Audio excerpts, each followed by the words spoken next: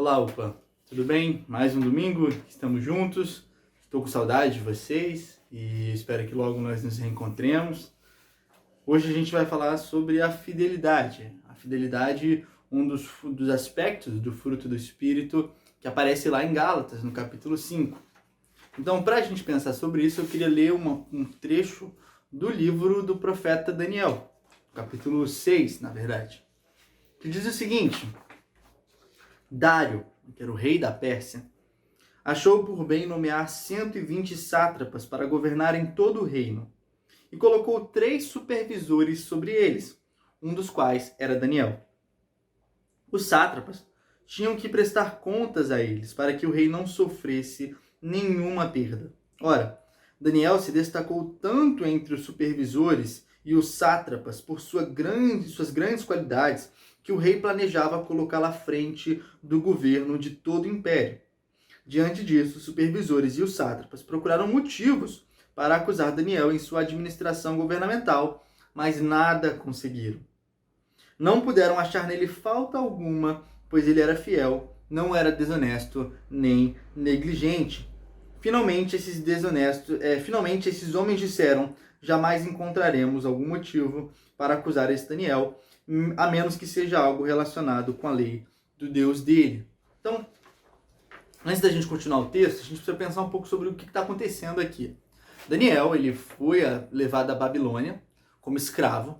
Ele viu a sua cidade, Jerusalém, sendo destruída, sendo invadida, sendo saqueada, a população sendo morta, e ele foi levado como escravo para um outro reino, que era o reino da Babilônia.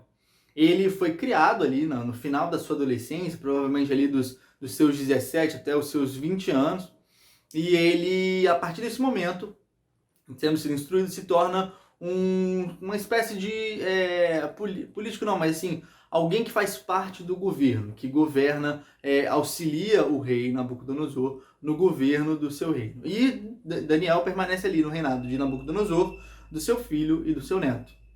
Quando o reino da Pérsia toma Babilônia, então a cidade agora dos babilônios é saqueada e um novo rei é estabelecido, que é o rei Dário, Daniel, que já fazia parte do governo político da cidade, permanece no seu cargo. Então o rei Dário, ele estabelece um sistema de subgovernantes. Então o reino era muito grande, ele não podia ficar vendo estado, digamos assim, por estado, e ele então nomeia alguns governantes que vão ficar em cada uma dessas regiões. Esses governantes respondem a supervisores, 3 supervisores, e um desses supervisores é Daniel. Ele faz uma administração tão boa, tão maravilhosa, ele não é corrupto, ele não é um governante preguiçoso, ele trabalha bem, que ele então passa a ser odiado pelos seus colegas, que temem que ele se torne ainda mais poderoso, que temem que ele tenha ainda mais autoridade, porque o rei Dário quer colocar ele ali como um vizir, como alguém que governa o reino pelo rei, que toma parte de toda a burocracia do reino em nome do rei. O Daniel ia se tornar o segundo homem mais poderoso de toda a Pérsia, abaixo apenas do rei. Então ele fala o seguinte, olha: e assim os supervisores e os sátrapas, de comum acordo, foram falar com o rei. Ó rei Dário, vive para sempre. Todos os supervisores reais, os prefeitos e os sátrapas, os conselheiros e os governadores, concordaram em que o rei deve emitir um decreto, ordenando que todo aquele que orar a qualquer deus ou a qualquer homem nos próximos 30 dias, exceto a ti, ó rei, seja atirado na cova dos leões. Agora, ó rei, emite o decreto, assina-o para que não seja alterado, conforme a lei dos medos e dos persas, que não pode ser revogada. E assim o rei Dário assinou o decreto. Então, vou continuar. Quando Daniel soube que o decreto tinha sido publicado, foi para casa, para o seu quarto, no andar de cima, onde as janelas estavam para Jerusalém, e ali fez o que costumava fazer. 3 vezes por dia ele se ajoelhava e orava, agradecendo ao seu Deus. Então aqueles homens foram investigar e encontraram Daniel orando, pedindo ajuda a Deus. E foram logo falar com o rei acerca do decreto real. Tu não publicastes um decreto ordenando que nestes 30 dias todo aquele que fizer algum pedido a qualquer Deus ou a qualquer homem, exceto a ti, ó rei, será lançado na cova dos leões? Então, o que acontece aqui? E aí você pode ler o resto do texto aí na sua casa. eles queriam encontrar alguma coisa para acusar Daniel, queriam encontrar algum indício de corrupção ou algum indício de que ele não estava fazendo o trabalho como deveria. Eles não encontram, então eles partem para aquilo que eles poderiam acusar Daniel, que era a fé de Daniel. Daniel tinha o hábito de orar 3 vezes ao dia no seu quarto, em direção a Jerusalém. Ele orava a Deus, ele esperava a redenção, a reconstrução de Israel, o retorno do povo, como Deus havia prometido. E eles então se aproveitam disso para tentar fazer com que Daniel então morra. E se aproveitando ali de um contexto onde o rei era visto como uma divindade, eles de forma secreta fazem com que o rei promova um decreto que no final das contas vai ser ruim para Daniel. E Daniel então, ao invés de ficar 30 dias sem orar a Deus, porque ele entende, ele crê que a autoridade de Deus é maior que a autoridade do rei, ele permanece fazendo aquilo que ele fazia, que é orar. Ele é jogado então na cova dos leões, o rei tenta livrar ele de todo jeito, mas a lei, depois que tinha sido dito, o decreto, depois que estava com o selo do rei, não podia ser revogado. Daniel é jogado na cova dos leões. Os leões não devoram Daniel, e no dia seguinte o rei solta Daniel da cova e joga os sátrapas, os governantes, na cova que eles tinham preparado para Daniel. Então essa é a história de Daniel na cova dos leões. Tem milhares de quadros maravilhosos que você pode ver na internet, e é uma história que fala muito sobre o tema de hoje, que é a fidelidade. Então, Daniel, ele é um exemplo de fidelidade, porque não importava qual rei fosse, não importava o que ele tinha, ele sabia que Deus, de alguma forma, tinha colocado ele ali, e ele fazia o trabalho como se estivesse fazendo não para o rei, mas para o próprio Deus. Então ele era fiel, ele era verdadeiro, ele era justo, ele trabalhava com afinco em tudo que ele fazia, buscando não seu ganho pessoal, mas principalmente o ganho daquilo que ele fazia, do reino e do rei naquele momento. Então ele consegue, além disso, ser um exemplo de fidelidade em algo que nós temos dificuldade, que é a fidelidade com o seu tempo. Daniel é um governante, ele tem sob sua responsabilidade boa parte do reino.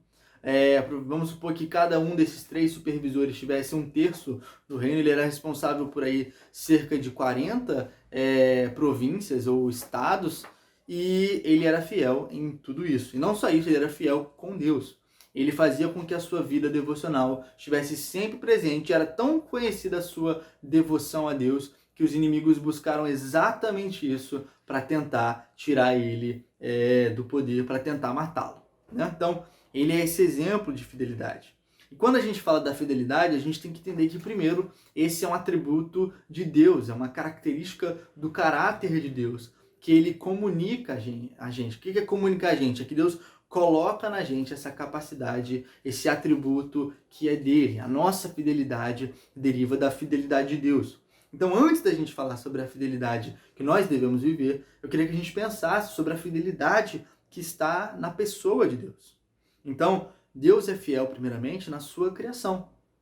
A fidelidade de Deus se manifesta na criação, na perspectiva de que a criação tem uma ordem. O sol nasce todos os dias. A terra gira constantemente. Nós esperamos que toda vez que eu solto um objeto, o objeto caia.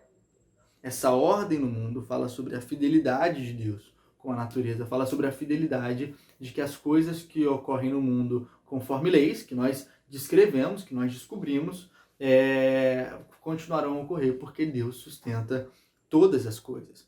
Então, os salmos falam muito sobre isso. Os salmos vão falar muitas vezes sobre a fidelidade de Deus na sua criação. Vão falar sobre como que ele traz comida aos animais. A gente pode pensar aí, por exemplo, nas cadeias alimentares, como elas são sistemas muitas vezes muito complexos e que se harmonizam à medida em que, a tal ponto que se você tira um componente da cadeia alimentar, muitas vezes é um desastre para o ecossistema. Então, nós vemos a fidelidade de Deus na sua criação. Primeira coisa. A segunda é olhar para a fidelidade de Deus na Bíblia. A fidelidade de Deus, ela começa com Adão e com Eva, o fato de que eles tinham providência de tudo aquilo que eles necessitavam, do alimento, da vida e de tudo mais, mas particularmente a gente vai ver essa fidelidade em Noé, e eu queria que a gente olhasse principalmente para a fidelidade aos patriarcas. Deus encontra o primeiro patriarca, que é Abraão, e ele faz uma promessa a Abraão. olha, a sua descendência vai encher toda a terra, vai ser numerosa como as estrelas e eu vou te dar essa terra. E essa promessa passa a Isaac e depois a Jacó. Essa promessa de fidelidade, a gente entende que a promessa de Deus, de que na semente de Abraão, nos filhos de Abraão, no filho de Abraão, seriam benditas todas as famílias da terra, a gente entende essa promessa como a promessa do Messias. Como assim? A ideia de um descendente, ou seja, de alguém que é quantos tátaras você puder colocar aí, neto de Abraão, e que traria bênção, a bênção de Deus às nações e aos povos. E é exatamente isso que acontece, porque Jesus é da descendência de Abraão e ele traz a comunhão, a restauração da comunhão do mundo com Deus. Então, essa fidelidade de Deus se manifesta primeiro a Abraão. E a fidelidade de Deus se manifesta aos patriarcas, mas também ao povo de Israel.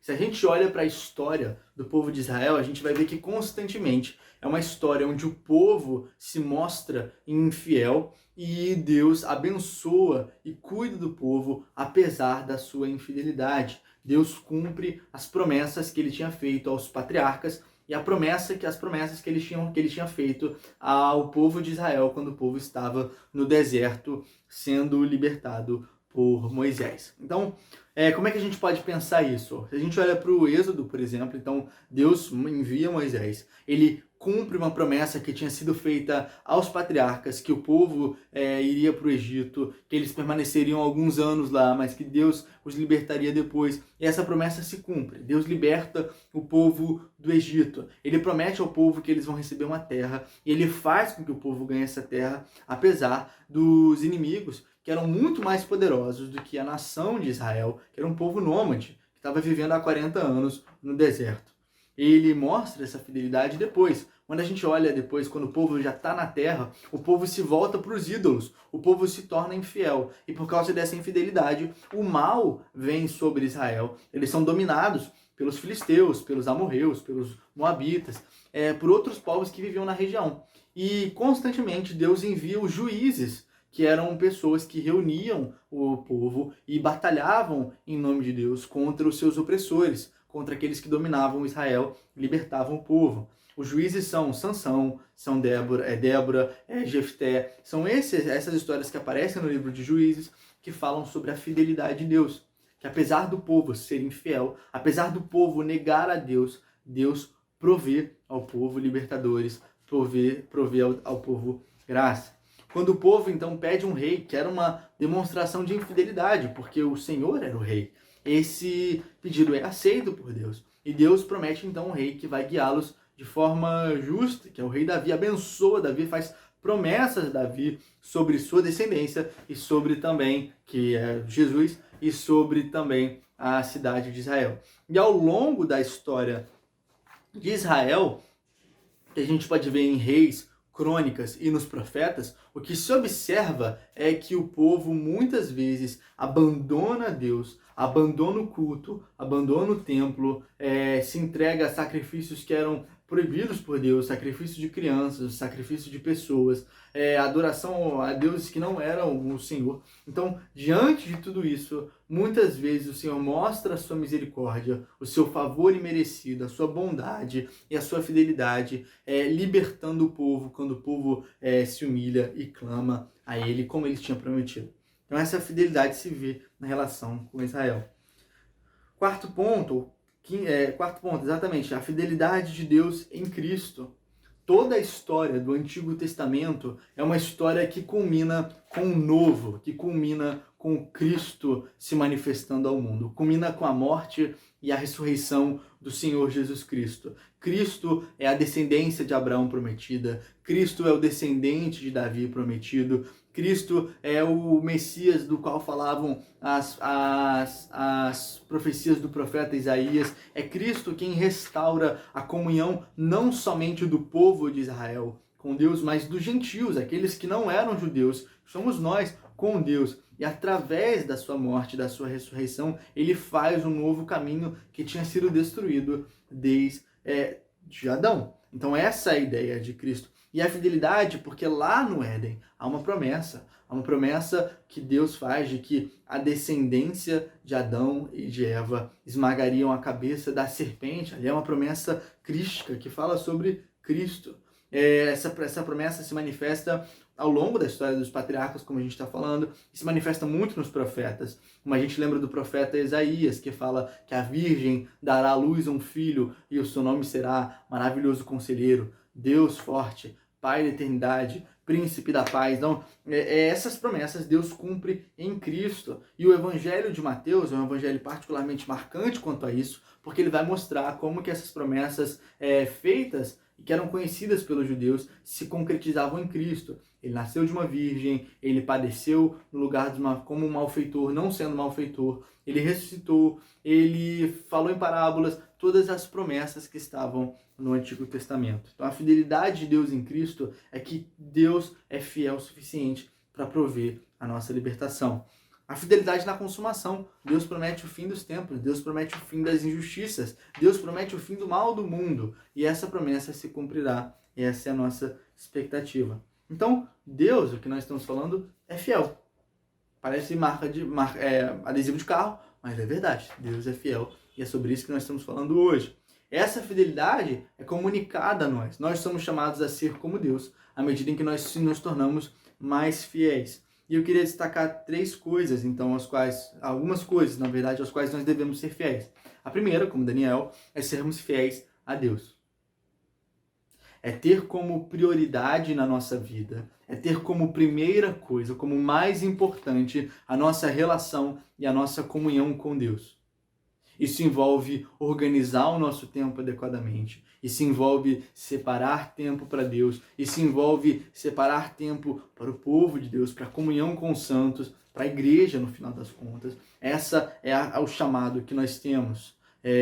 Jesus fala isso de tal forma a uma população que poderia enfrentar a fome a qualquer momento, que ele diz, olha, não se preocupem, Deus vai prover o alimento, mas busquem primeiro o reino de Deus e acima de todas as coisas, as demais coisas vos serão acrescentadas, ou essas coisas que se referem ao básico será acrescentado. Então, nós devemos ser fiéis na nossa vida com Deus, nas nossas orações, por nós mesmos, pelos outros, pela glória e manifestação do reino de Deus. Nós devemos ser fiéis na leitura da palavra, e nós devemos ser fiéis na comunhão com os santos. Segunda coisa, nós devemos ter fidelidade para com o nosso próximo, que se envolve a fidelidade àquilo que nós dizemos que vamos fazer. Então, se eu prometo algo ao meu próximo, eu devo ser fiel a isso. Mas se refere a outros aspectos da nossa relação com o outro. Quando alguém me pede para guardar um segredo, eu devo ser fiel a esse segredo. Quando alguém me pede ajuda e eu me ofereço a ajudar, eu devo ser fiel nessa ajuda. Quando eu tenho recursos para ajudar os mais necessitados, eu devo ser fiel nesse chamado que Deus faz a todos nós de usarmos bem os nossos recursos em benefício do próximo. Então, isso fala também da nossa fidelidade, mas fala da nossa fidelidade também quando nós temos que trabalhar ou estudar, que é o caso da maioria de vocês. Quando nós nos dedicamos com afinco aos estudos, mesmo que seja algo que nós não gostamos muito, nós estamos honrando a Deus, porque faz parte do nosso chamado divino, exatamente isso que nós estamos fazendo, que é estudar e trabalhar. Daniel servia um reino que não era o seu reino, não era a sua terra natal, e ele era conhecido por ser um bom administrador, por ser alguém fiel. E mesmo quando mudavam os reis, ele permanecia fiel, ele permanecia agindo de forma correta. Não por causa do rei, não porque o rei era uma divindade, mas porque ele conhecia o seu Deus, o Senhor. E por último, nós devemos ser fiéis até o fim. Daniel estava disposto a enfrentar a morte para permanecer firme a Deus. Se nós estamos acostumados a abrir mão das nossas convicções para agradar os outros, para ser aceitos pelos nossos amigos, nós estamos o tempo todo mais preocupados em que as pessoas nos aceitem, do que nós louvemos a Deus com as nossas atitudes e com a forma como nós vivemos, então nós estamos sendo infiéis. Devemos buscar em Deus misericórdia, perdão e força para sermos fiéis. Que Deus te abençoe. Um bom domingo.